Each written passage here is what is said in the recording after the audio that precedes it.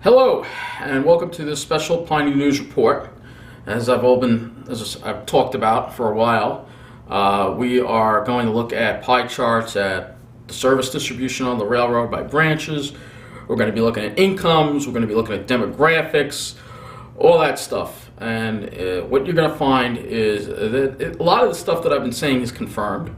There are some surprises, like the Babylon is not the richest branch. All right, that's one of the things that came out of this. All right, but yet the Babylon is one of the most homogeneous branches, and it has the least diversity. So, I've been talking about this a lot because I think it's very unfair what's going on. It's one thing with Nice Bus, which is not that expensive, but the trains are not cheap to ride. And when you have trains that are crowded every day on the main line, and then you see these people on the Babylon branch get their three-stop expresses that aren't that crowded, well, it's something I'm going to keep talking about. And let's take tonight, for instance. The 647, this is right around the same time that 645 gets into America, so I'm comparing these two trains. The 647 local train, I think it leaves Penn at 608. 608 local train to Huntington. It stops at Jamaica, New Hyde Park, Maryland Avenue, Mineola, Carl Place, Westbury, Hicksville, Syosset, Cold Spring Harbor, and Huntington. And this is a busy train. So I want you to now take a look at tonight on the train. And you see roll into Mineola, and you can see how crowded it was.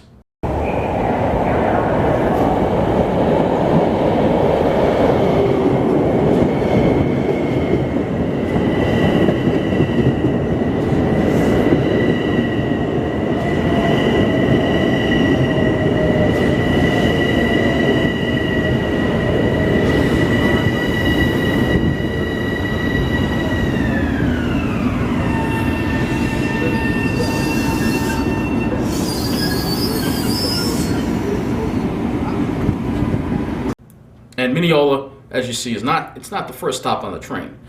So this shows you how crowded it is. And then the train before it, which is in Mineola, that is 642 to Port Jefferson, also is crowded.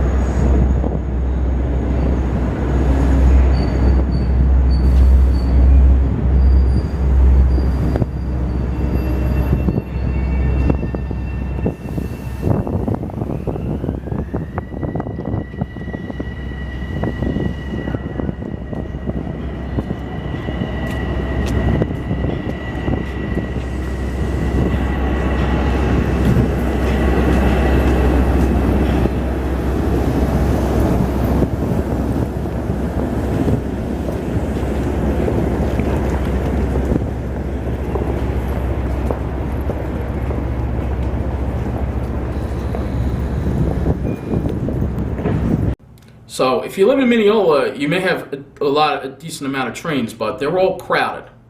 The thing about the Babylon branch is they have their three-stop expresses, and they don't have standees on them, very rarely. In this clip, you'll see in Merrick, the 605 train, 605 Express, rolling into Merrick at 645, and it does not look nearly as crowded.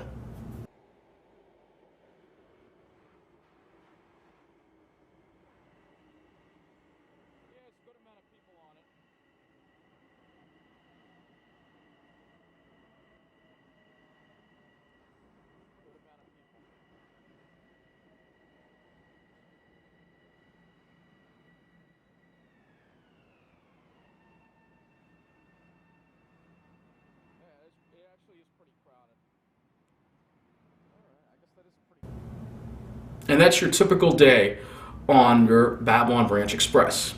So of course, when these trains are combined, it starts looking more like the main line, like what happened last night with all the delays.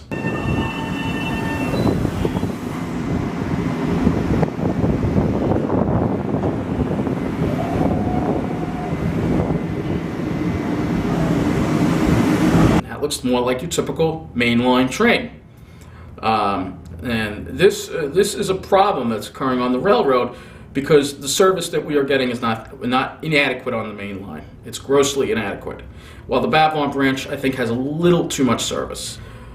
What I'm talking about right now is that the main line needs more service. And the main line is neglected. I mean, here in Westbury, I mean, you go to Belmore, and you take a look. First of all, you take a look at all the service they get, and the fact that their trains usually aren't that crowded, not as crowded as the main line anyway, and that modern train station they have, and then you have to wonder why people say this. Now anybody can park here from wherever, and they're coming from all over the place. I know people come from Westbury, East Meadow, Hicksville. Yeah, of course they're going to come from all over the place because you got a big parking lot, a modern train station that's designed to handle a lot of people, and good service. So of course they're going to come from all over the place, but these people want to hog it to themselves. And so we look at the main line. Look at my station, Westbury, for example. We don't have canopies, and our signs now, signs on half the side of the eastbound platform there, on the eastbound side, all the signs are out. Those little signs that tell you when the train's coming, how late it is. Well, they're all out on the east side. So far it hasn't been addressed. Then we have vandalism, and we don't have cameras at our station. Belmore has cameras, but we don't have cameras. It's unequal service, unequal treatment, all right? But the railroad plays favorites because I've talked about before, and as you'll see in this video coming up, that they play favorites because the state Senate power block, which was Dean Skelos was part of. Dean Skelos is, now arrested for all the corruption he's involved in and in jail. But because of that Republican super bloc in the state Senate from the South Shore, they have a lot of power over the MTA, and that's why they get the best service on their branch, and why the rest of us in other parts of the island don't see that, because we don't have that same kind of power and we don't have that same kind of wealth. Even though the North Shore is wealthier, politically speaking, the South Shore bloc is one of the most powerful things in the state Senate. And so they're going to have very powerful, they're very homogeneous, and they have a lot of power over what the MTA does. And I think it's time for this to stop. So as you'll see in this video, a lot of people will come and say, oh, the South Shore isn't rich. I've had people comment. I've seen people on Facebook say South Shore isn't rich. Well, as you're going to see in this video coming up, the South Shore has a lot of high income areas. Maybe not the richest areas on Long Island, but certainly well above six figures, which is not middle class. I don't consider it a median income in a town above six figures middle class, all right? And as you'll see, most of the towns in the Babylon branch are well above that, and many of them have experienced huge changes. I'm talking, like in the past 10 years, $40,000 increase in the median income, which is huge. So now let's go to the video, and you're going to see a lot of pie charts. We're going to talk about service first, and then we're going to talk about demographics. And I hope you find this very informative. Okay, so we're going to look at a series of pie charts and graphs. Now, this first segment, we are going to be discussing the service levels on the entire railroad. And here at this pie chart that you're looking at is AM peak trains arriving in Penn Station. This shows you pretty much who gets the biggest share of trains arriving in Penn Station. And no surprise, if you look over here, you'll see that it is the Babylon Montauk. All right, I combined the two because there are two extra, the dual modes also count, and so they get the lion's share of trains that are arriving AM peak in Penn Station. When we take a look at the Huntington-Port Jefferson line, it's only 13 trains. And we look at the Ronkonkoma, it's only 15 trains. And Port Washington doesn't even have the amount that Babylon has. And then take a look at these smaller branches, how little trains they get. Hempstead, a lot of them go to Far Rockaway. A lot of them go to Atlantic. Far Rockaway is the same deal. Long Beach, those smaller branches, and you'll see that there's only one West Hempstead train that actually goes direct to Penn Station in the morning. West Hempstead line has very little ridership. However, you could see clearly that Babylon line, as a branch, gets the best service. This is looking at the schedules. This factors in everything. They get the best service. So now we're going to look at the PM peak.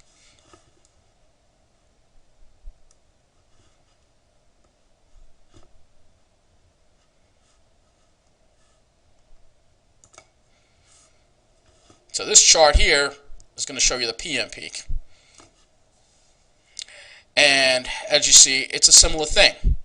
The lion's share goes to the Babylon branch. I mean, the Babylon branch almost has more than the Huntington Port Jeff combined, or at least the same amount. Which is really, when you take a look at all the Huntington and the Ronkonkoma trains, I mean, look at the countless stations they serve and the countless busy areas they serve, and they get the same level of service that just the Babylon branch gets. You know, the Babylon branch sees a lot of service. They see the most service. When you look on that board in Penn and you see all those green signs for those Babylon trains, they get the most service. They will deny it. They will try to make you feel sorry for them. But the facts speak for themselves. And this fact right here is this pie chart, the PM peak service. So you have, we'll go here, 23 trains on Babylon Montauk, Huntington Port Jeff 14 trains, Ronkonkoma 11 trains. 11 trains. Consider how busy Ronkonkoma is. That's woefully inadequate. Port Washington 19 trains, Long Beach 8 trains, Far Rockaway 9 trains, Hempstead 6 trains. West Hempstead doesn't even have a train for the direct train from Penn in the evening rush, and Oyster Bay's got one dual mode that goes there. So that's looking at that. That's looking at the pie chart for that. Now we're going to look at some other charts when it comes to comparing on trunk lines. So we're going to look at the largest branches here. AM peak largest branches. Right? These are only the 4 largest branches I have up here, right? And as you can see, again, we've combined the largest branches. So you see 3 parts of the chart because I've combined the Huntington and Oyster Bay and Port Jefferson into one, the entire main line. So you can see the entire main line may get one more train in the AM peak than just the Babylon Montauk. But again, consider how many people take the main line. Consider how many stations there are and how busy it is. And the entire Babylon branch gets the same amount of service. This is just a much smaller area. You know, and Port Washington, I mean, they get enough. They don't get too much. But when you keep looking at these charts, you say to yourself, man, the Babylon branch really does get a lot of service, almost too much service. So I want to see, we should have a PM for the trunk. I don't know if I've got one. Yeah, I do. All right. Here. Now, here's another good example. Actually, I like this one better. I made several pie charts which you can look at, but I like this one better. This is Nassau County. And this is Nassau County, in Nassau County. And we're just considering Nassau County, comparing the Babylon line to the main line west of Hicksville. That's it. And as you can see, the Babylon line gets a lot more gets more trains than the same area, the same length of mileage on the South Shore. All right, because Massapequa and Hicksville are basically at the same, almost at the same eastern extent, you know. And most of the trains that stop at Bethpage also stop at Hicksville. So if I added them, it wouldn't make that much of a difference. So, but this is what I mean. This is what I mean. You can see how unfair things are for the main line. And we have an inadequate amount of service, considering, again, how congested this part of the county is. So I think I got a PM one here. Let's look at the PM one. And, again, you can see, again, Babylon line gets a little more. But this is not fair. This pie chart should have more, or at least even amount, if not a little more for the main line. But instead, Babylon gets more. Instead, they get more. All right? And so this is what goes on. You know, these are the facts. This is research that I've spent weeks compiling and putting together. So I want to now look at the flyers. All right, who gets, now remember those flyers, the 3-stop flyers. We're going to take a look at trains that skip Jamaica. Okay, any train that skips Jamaica. And when you take a look at the amount of flyer trains there are, you'll see that Babylon by far gets the most. You get 10 AM peak flyer trains that skip Jamaica. Now, skipping Jamaica is a big deal because it generally means a faster ride. You have to stop at Jamaica, you're usually there for at least 5 minutes. All right, so having the train skip Jamaica, albeit how slowly it is, still saves time. It also means that people aren't connecting from other trains to your train, which means you got a train that's not too crowded. Again, Babylon gets 10 of these trains. Huntington branch only gets 4. Ronkonkoma only gets 5. Hempstead only gets 1. And Long Beach only gets 3. And Far Rockaway gets none.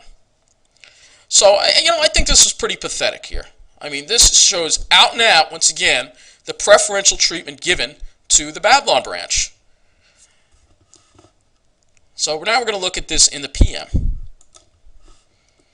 And these are the PM flyers. It's even more blatant in the PM. Again, all these trains skip Jamaica. 13 trains on the Babylon branch in the PM rush skip Jamaica.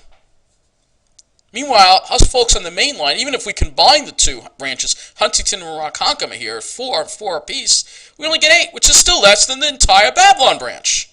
Again, consider how many people how many stations are on the Huntington and Ronkonkoma. I mean, the Ronkonkoma line, it's got like 8, 9 stations. The Huntington line's got that similar amount. That's way more than the Babylon branch, and yet we're getting less. We are getting less. And then these other branches here, Long Beach only gets 2, Far Rockaway only gets 2. So we're getting less. We are not getting our piece of the pie. Maybe we should be paying lower fares because we're getting less service. So now we're going to look at the reverse peak service, AM peak. Now, reverse peak on the main line also is sort of woefully inadequate. Of course, Babylon, once again, gets the best reverse peak service.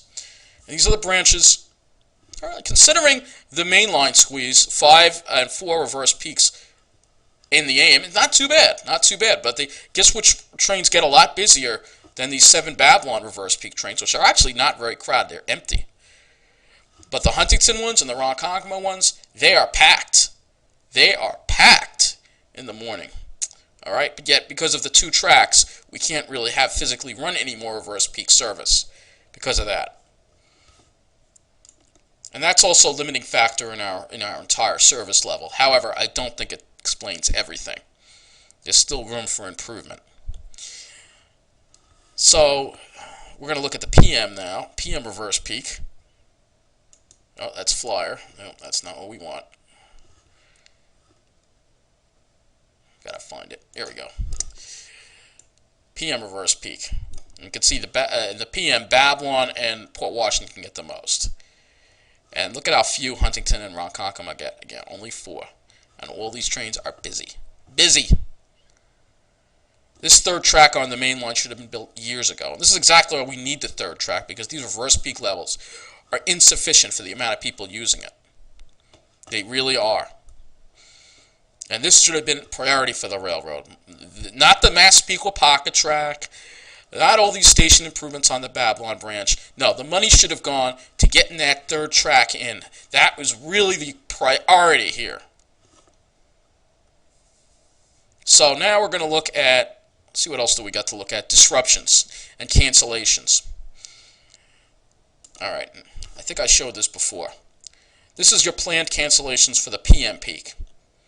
All right, and basically you could see when you're looking at this that, again, the Babylon, this is planned. So naturally, the Babylon and the Port Washington should have the most cancellations. But in actuality, that isn't what's happening, as I explained to you in the other video. That's not what's happening. Instead, we look at this. Take a look at this. Now, this is something I compiled here. Looking at the late train database. Now, these are just late or canceled trains.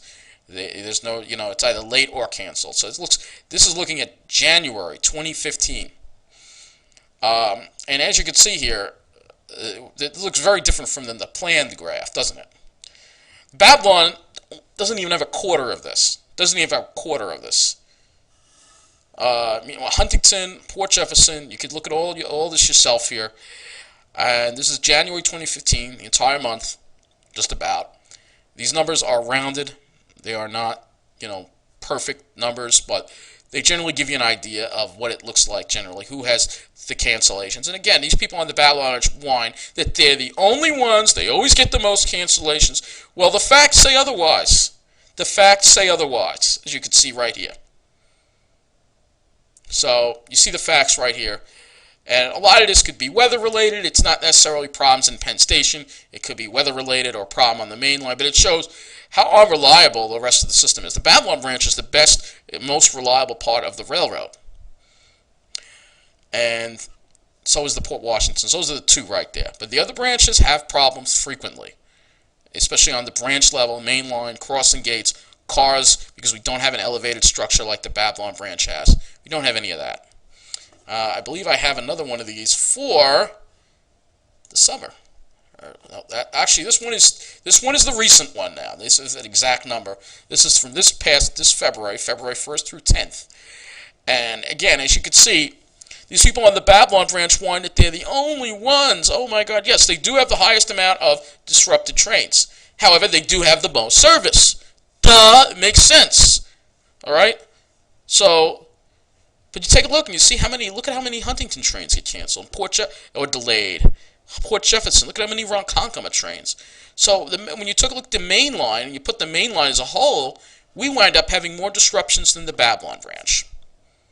All right, so this is facts here. This is taken right from the MTA site. All right, this is facts, despite what the people on the Babylon branch would like you to believe. Now I believe I have one more here.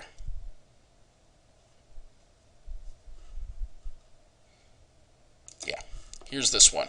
This is September 2015. And this is looking at the disruptions in September 2015. And it's a similar picture again at the pie, but look at this. We actually wound up having more disruptions than the Babylon branch, just the Huntington branch. Because I'm on the Huntington branch, that's where Westbury is. But Huntington actually wound up having more delays and cancellations than the whole Babylon branch. And then we group in Ronkonkoma. Boy, we are really getting messed up. And these spoiled people on the Babylon branch whine, we are getting the worst. We're always punished the hardest. Well, again, this pie chart says otherwise. This pie chart says otherwise, people. All right? So, putting the facts out there because I'm sick of these people on the Babylon branch trying to make you feel sorry for them. They are spoiled rotten. They are spoiled rotten. They have it too good. They really do. So I think that's it for the pie charts. I think that's it for the pie charts in this segment here. So we can look here. I'll just go through them. You can look at them here. There's the plan for PM peak. You can look at these again. Again, that's the most flyer trains, reverse peak, PM peak, trunk line.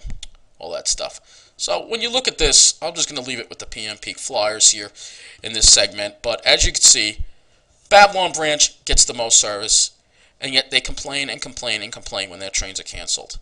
But the facts speak for themselves. Now in the next segment, we're going to take a look at demographics. And we're going to take a look at where the population is changing. And guess what? It's going down on the Babylon branch. Yet they keep getting more service than the rest of us. What's going on? Well, money and race is the reason why, and that will be in the next segment. Okay, so in this next segment, we are looking at the income, the average income on the branch when we average out all the stations along each branch. All right, I didn't do the diesel branches; I did mostly the electric ones. I only put one in there, Oyster Bay. Basically, did this mostly in the commuting zone. So the Babylon branch you see is not the richest branch. Actually, it's not even the second richest branch. It's the third richest branch. Actually, the richest branch, surprisingly, is the Hempstead branch, mainly because so many of its stations serve Garden City. But if we take that out of the equation, and look at just the major branches here, the Port Washington is the first richest branch. Then the Huntington branch, and then the Babylon branch. So it's not really the richest branch when you look at the branches as a whole, because when you take a look at Port Washington and Huntington, there are a lot of rich areas served by very rich areas that are served by these trains. Not all the stations are rich, but there are a lot, and that makes the income go higher. So the Babylon by far is not the richest, but it's not the poorest branch. The poorest branch is the Ronkonkoma branch, right on the right side of the chart there. And the Ronkonkoma branch is one of the most crowded and treated one of the worst. if you ride the Ronkonkoma branch, you know the crowds, you know the delays you deal with, and yeah, they attributed a lot to the single track, but there are a lot of other reasons going on too, and partially because it's the poorest branch on the entire railroad. That is basically what it is, and that's not a coincidence. Not in my opinion. It's not a mere coincidence. I'm sorry. So now we're going to look at some other charts here. We're going to look at some others. Let's take a look at income change. All right, I included a little few less branches here, but who's had the largest income change? Believe it or not, the Huntington branch by a hair. These are only the major branches, the most major branches I put here, right? Only the Huntington branch by a hair. But look at the Babylon branch. It's in second place. That shows you there's been a lot of changes along the Babylon branch, and that is why there's been just an extreme amount of arrogance on that line and why they keep getting pandered to. And the third richest would be the Long Beach branch, believe it or not, surprisingly. All right, but again, who's the poorest? So, who's gained the most? This is to gain. Actually, I'm sorry. Gain. This is income gain. I'm looking at so many pie charts, but this is income gain. So you see the Huntington branch has had the largest amount of income gain, but followed by the Babylon branch. This is about change between 2000 and 2013. There's also been a lot of change in the Long Beach branch too. Number third place there, because there's been a lot of rich people moving into places like East Rockaway and Lynbrook. All right, but guess who's had the least amount of change? If you go to the right here, you see that the Ronkonkoma has actually very little, the least amount of change, along with the Port Washington, believe it or not, because those areas of on the long Port Washington range have always been rich, but they haven't gotten that much richer. And that's what this chart shows. The biggest changes, Huntington line, there's been a lot of increase in income in places like Syosset, which is driving that number one there. So surprisingly, Huntington is up there. All right, but that's just the northern part of the Huntington line. When you get to the middle Nassau stations like mine, you'll see that we are not. When we get to those charts later, you'll see that we're not that rich at all, and we're not getting much richer either. So now we're going to look at. All right, we're looking at income change. Let's see what I can put up next here, because I want to go with income, and then we can go ahead and look at everything else. Let's see. We did branch by income. All right, here's the next one. Branches with stations making above 6 figures. Guess who has the most stations and areas with median incomes above 6 figures? It's the Babylon branch. So it may not be the richest, but they have the most stations with towns making above 6 figures. And I'm sorry, if the median income is above 6 figures, that is considered rich. That is considered on the wealthy side. And they have the highest number. The Huntington line doesn't have as many stations with people. We're actually all the way on the right. Almost all the way on the right. We have only 4. All right? But as you can see, those stations that we do have that are above 6 figures are well above 6 figures. But again, for the entire branch, Babylon is one of the most homogeneous. And Ronkonkoma, they have no stations above 6 figures. Once again, the Ronkonkoma is the poorest line. And neither is Long Beach. Neither does Long Beach. So that is what that looks like. So it just gives you an idea of what the reasons behind what the railroad is doing. I guess now we go to race. All right. Well, here's no surprise here. Guess which is the whitest branch? Look on the left. It's the Babylon branch. No surprise there. Again, when I talk about homogeny, many of the towns along the Babylon branch really do their best to try to keep out minorities, keep out people of lower income. They want to keep it homogenous. There's a lot of discrimination going on. It's sad. It is 2016, and yet if you are a minority, you are lower income, and I know from personal experience, you can't get into a town like Belmore. They won't allow you in there. That's the way they are. They won't let you in there. There's a lot of discrimination at the real estate level and stuff like that. So what you see here kind of reflects that. So when you take a look at my branch is sort of in the middle. But again, which branch is the most diverse? Actually, the Ronkonkoma branch. Again, unfortunately, as you can see, lower income, unfortunately, does seem to equate to less white. And it just shows you the racism that goes on in our economy today, and that people who are minorities have trouble getting ahead more than white people. It's still going on, folks. It's even though it's 2016. All right, the systems we have in place do not help. All right, and I'm not going to get too much into that because that's another whole nother discussion. We're talking about the types of stations now. Homogeny by branch. This is another one I'm looking at here. Guess who's on the left with the number one spot once again? These are stations with above 90% white in their town. Once again, the Babylon branch has the most. 4. That's right, 4. That's quite a bit. That's quite a bit. Just when again, they very little diversity there. They keep it that way for reasons. Don't tell me it has nothing. It's just the way it is. No, it's not just the way it is. Come on, I know what's going on. All right, I know what's going on. I go to that area regularly. I know what's going on.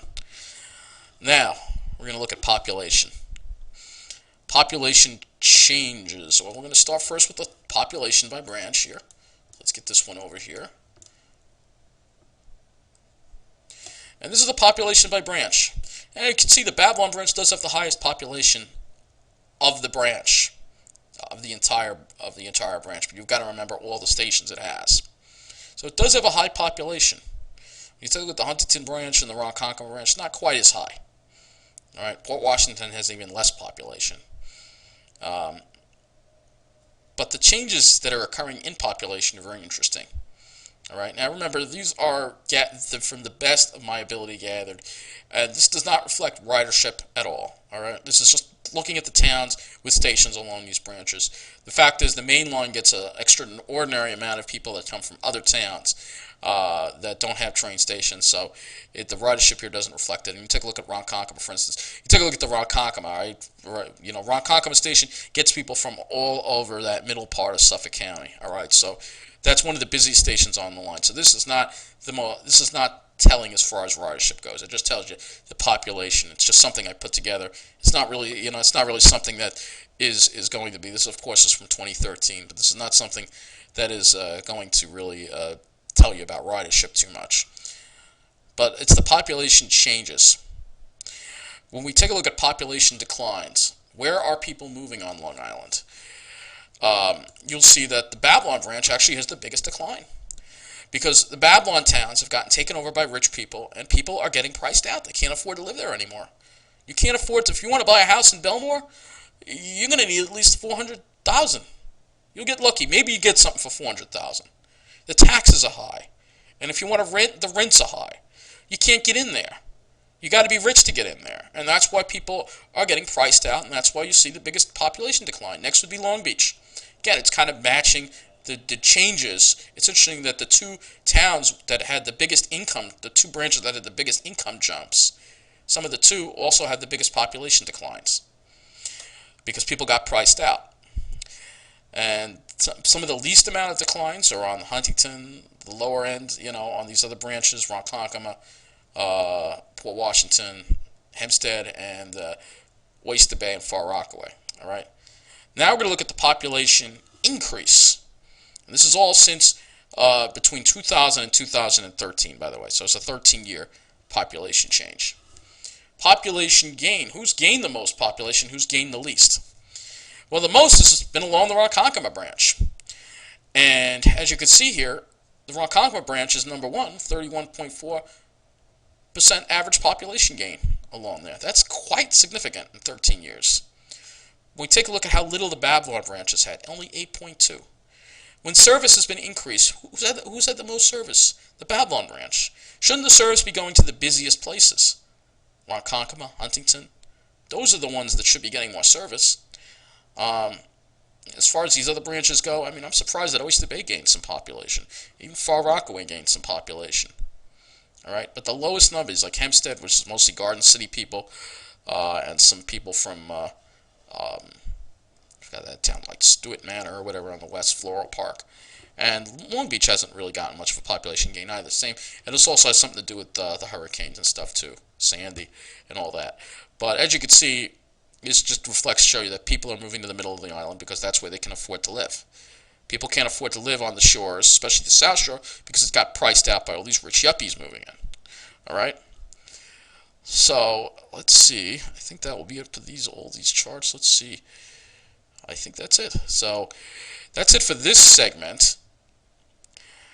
And again, I'll just put the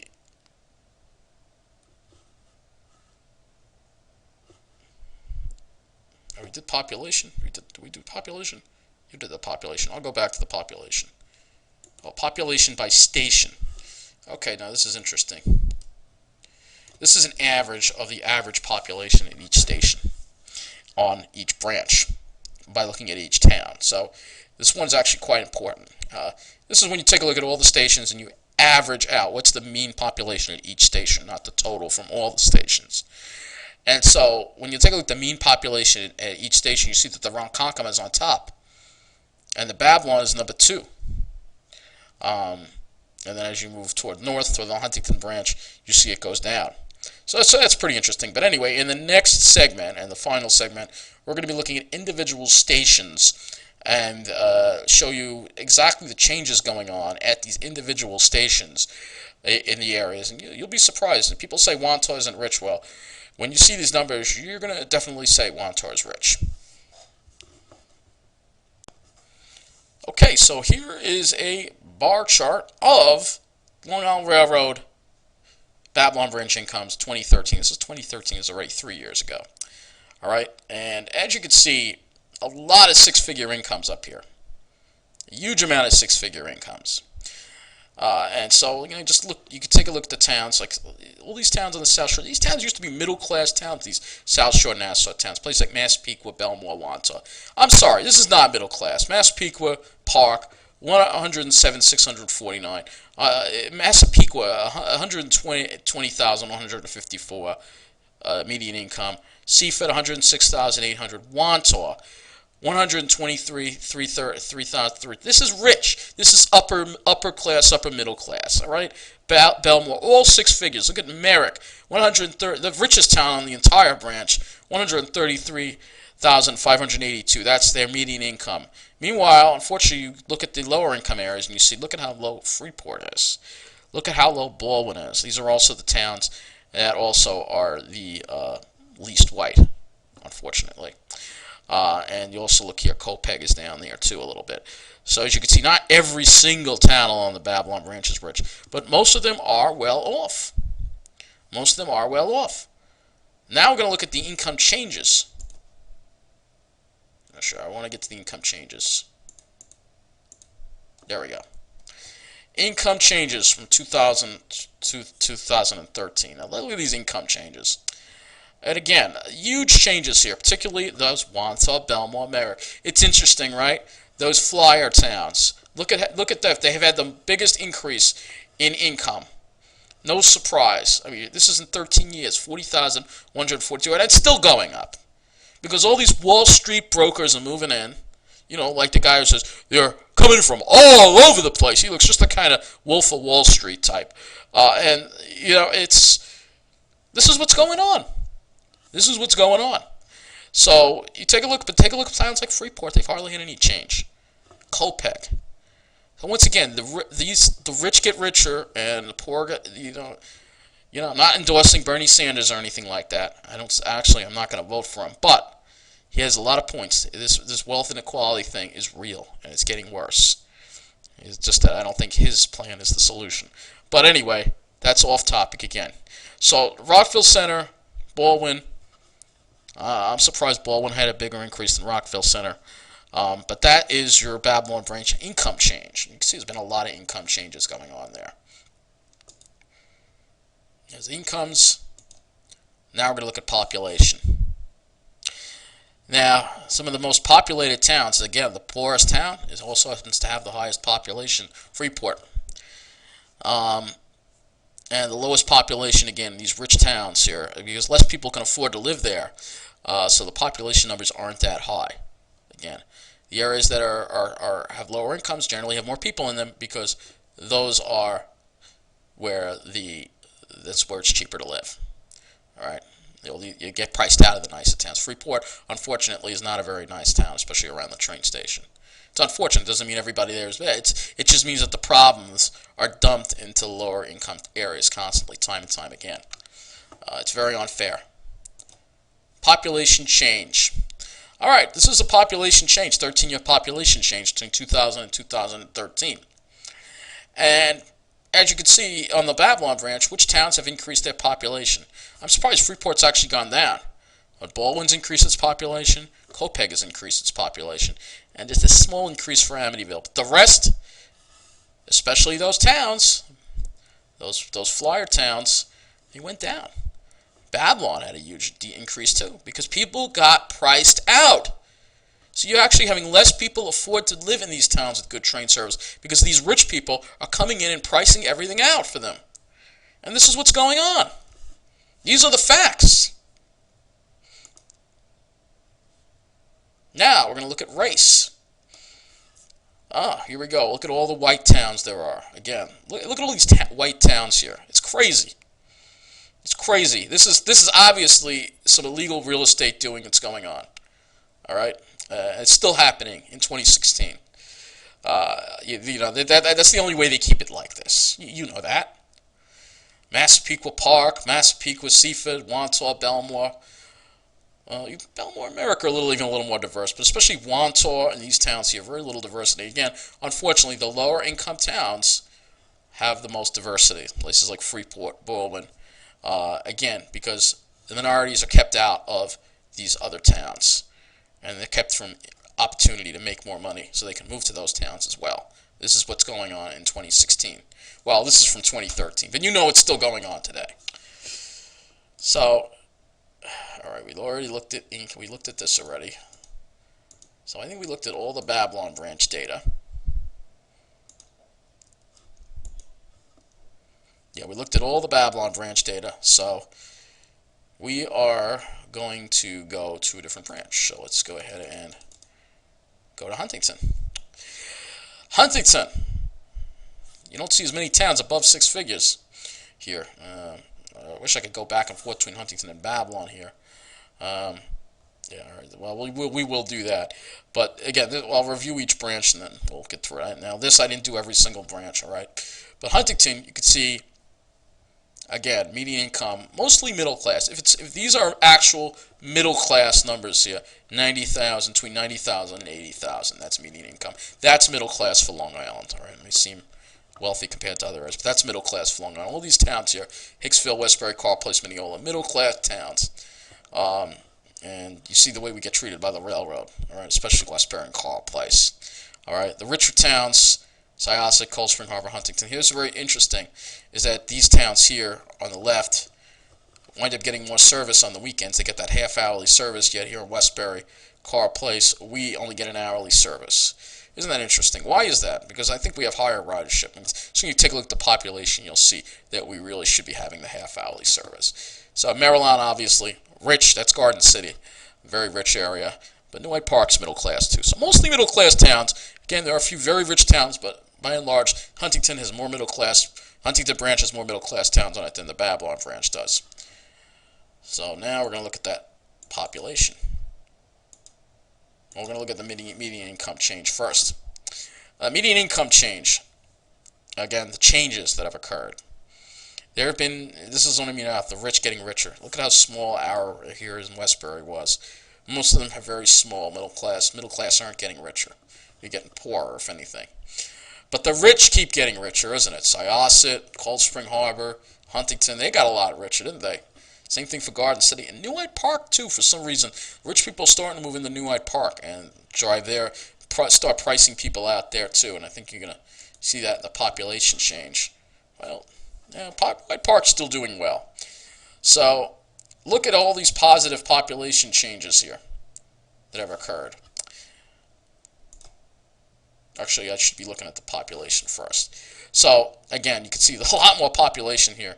A lot of population in a lot of towns, all right, here. It ranges. Some towns are kind of small. Cold Spring Harbor has a very little population. Carl Place also, small areas. Westbury's got a decent number of people. Look at Hicksville. Hicksville has gotten huge, man. Hicksville has got a lot of people live in Hicksville, and they do get a lot of service. So that's one thing that works out for them. But most of those trains are all packed. But here's the thing. When you look at the population in Cold Spring Harbor, and you look at the population, Westbury has a lot more population than Cold Spring Harbor.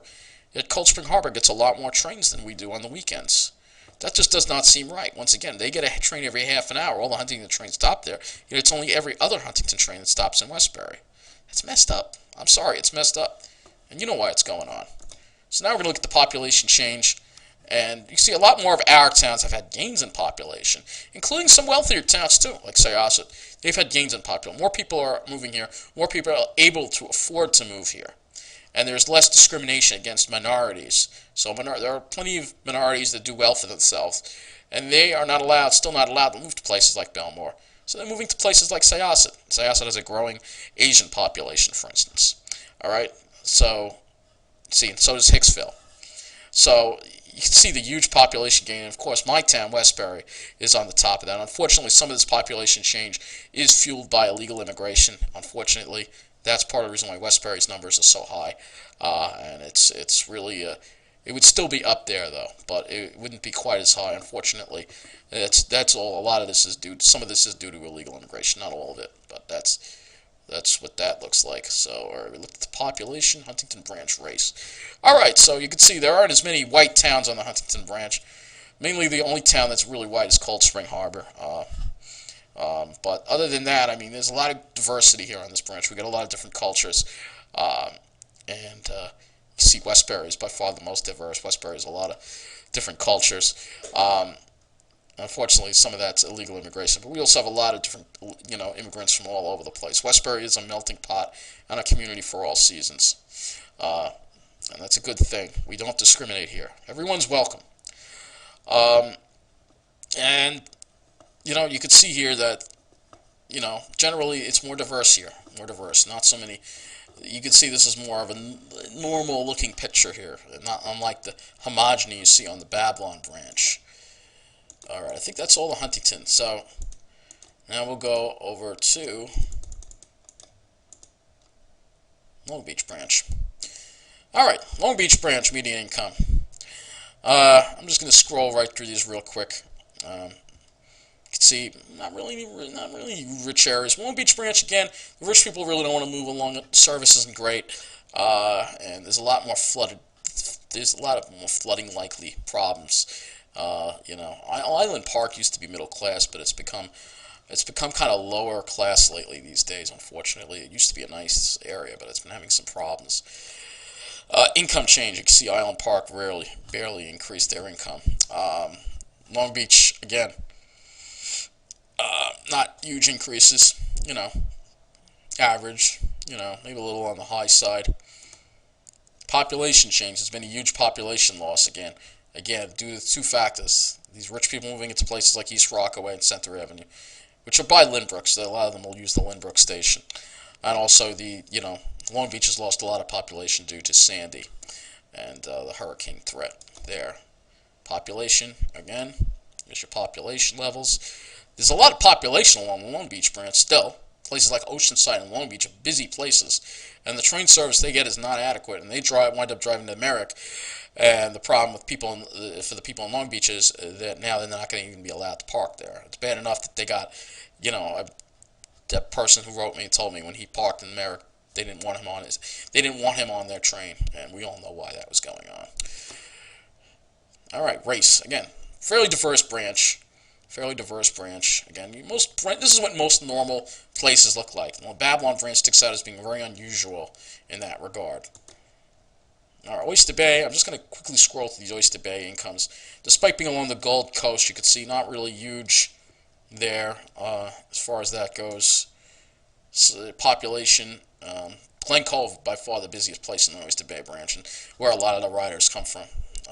Oyster Bay branch is relatively mellow, though. It's not that crowded because the populations aren't that high, and it's still fairly diverse. You can see average, good amount of diversity.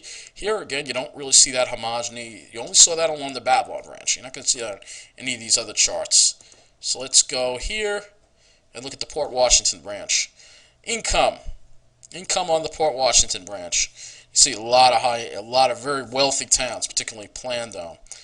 But again, the average actually is less than the average amount of high-income towns is less than the Babylon Ranch. I'm surprised at Great Neck, but Great Neck, believe it or not, has a lot of apartments. It is getting pricey there, but it actually is easier to find an apartment in Great Neck than it is in a place like Melbourne or America. It's true, mainly because they have more of a supply.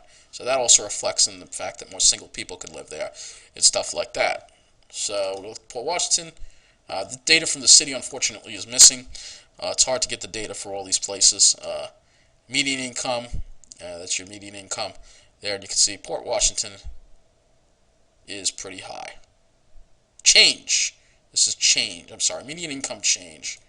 We're looking at median income change. I'm getting tired doing this. But you can see that Port Washington is actually the biggest change. Yeah, rich people moving into Port Washington. Because train service is pretty good, and it's a pretty nice looking town. It's a pretty nice, diverse town. It has a lot to offer. It's a little isolated, but it is a very nice town. It's very, very much like Westchester, you know. So it's very peaceful and nice. Population. Again, population levels, not too high, but he says you head toward Queens, you see those populations go up.